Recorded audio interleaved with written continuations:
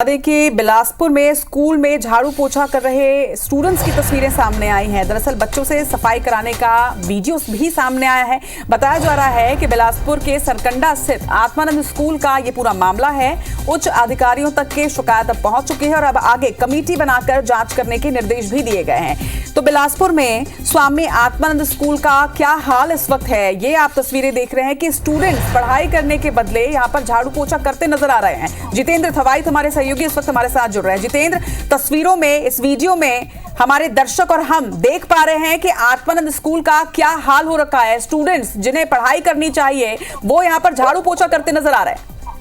बिल्कुल रचना, देखिए तस्वीरों में साफ है कि किस तरह से शासकीय स्कूल के बच्चों को यहाँ पर साफ सफाई स्कूल का कराया जा रहा है। क्लासरूम की उनसे साफ सफाई कराई जा रही है, उनसे झाड़ू पोछा लगवाया जा रहा है। और तमाम जो बच्चे हैं वो यहाँ पर स्कूल यूनिफॉर्म में है, क्योंकि स्कूल में पढ़ाई का समय होता है। और पढ़ाई के वक्त अगर कहें तो स्कूली बच्चों से इस तरह से जो साफ सफाई कराने का जो मामला सामने आया है, निश्चित तौर पर गंभीर मामला है, क्योंकि पूर्ववर्ती सरकार की महत्वाकांक्षी योजना थी आत्मानंद स्कूल। और यहाँ पर विशेष तौर पर कहें तो बच्चों को पढ़ाई की सुविधा के लिए इस स्कूल को यहाँ पर शुरू किया गया था। लेकिन जिस तरह से इसके वीडियो सामने आए हैं उसमें साफ तौर पर देखा जाता है कि बच्चों को यहाँ पर स्कूल की साफ सफाई उनसे कराई जा रही है। हालांकि वीडियो के सामने आने के बाद इसकी शिकायत जो है टीचर्स जो है, स्कूली बच्चे हैं, उन्होंने यहाँ पर उच्च अधिकारियों से की है, जिसके बाद उच्च अधिकारियों ने इस पूरे मामले पर एक जांच कमेटी गठित की है और जांच के निर्देश दिए। और ये भी साफ कहा है कि जांच में जो रिपोर्ट सामने आता है उसके बाद जो भी इसमें दोषी होगा उस पर कार्रवाई की जाएगी। तो एक गंभीर मामला यहाँ पर जरूर सामने आया है, लेकिन अब इस पर देखना होगा कि आगे कार्रवाई किस तरह से होती है। निश्चित तौर पर बड़ा सवाल है कि कार्रवाई कब तक होती है, जितेंद्र, क्योंकि ये कोई पहला मामला नहीं है। इसके पहले भी जांजगीर या आसपास के क्षेत्र से इसी तरह से स्कूल की तस्वीर आई थी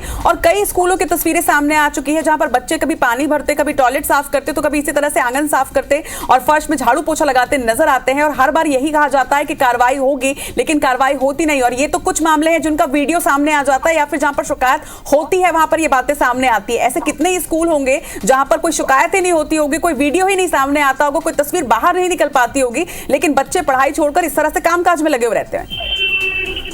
निश्चित तौर पर देखिए, पहले भी कई ऐसे मामले सामने आए हैं जिसमें स्कूली बच्चों से स्कूल में काम कराए जाते हैं। कई जगहों तो स्थिति ये रही है कि स्कूली बच्चों से मजदूरी तक कराया गया है। मतलब साफ तौर पर समझा जा सकता है कि किस तरह से यहाँ पर अनियमितता बरती जाती है, लापरवाही बरती जाती है। और जिस तरह से स्कूली बच्चों को जो बुनियादी शिक्षा सुविधा मिलनी चाहिए उसके विपरीत अगर कहें तो यहाँ पर स्कूली बच्चों से काम कराया जाता है। कई हॉस्टल्स में इस तरह के मामले सामने आते हैं, छात्रावास में ऐसे मामले सामने आते हैं जहाँ पर स्कूली बच्चों को ना तो समय पर मध्याह्न भोजन मिलता है, खाना मिलता है, ना ही सुविधाएं मिलती है। इसके विपरीत लगातार इस तरह से स्कूली बच्चों से काम कराया जाता है। हालांकि अब जब ये मामला सामने आया है, निश्चित तौर पर प्रशासन को इस पर गंभीर होना पड़ेगा और ऐसे मामले जो सामने आते हैं उस पर त्वरित कार्रवाई की जा सकता है। लिहाजा अब इस मामले पर भी देखना होगा कि प्रशासन किस तरह से एक्शन लेता है, शिक्षा विभाग किस तरह से एक्शन लेता है, ताकि स्कूली बच्चों को जो सुविधाएं स्कूल में मिलनी चाहिए, मूलभूत रूप से अगर कहें तो शिक्षा की व्यवस्था मिलनी चाहिए, वो इनको सुचारू रूप से मिले और जो उनकी पढ़ाई लिखाई है वो बाधित न हो और इस तरह से बच्चे काम न करें बल्कि पढ़ाई करें, ताकि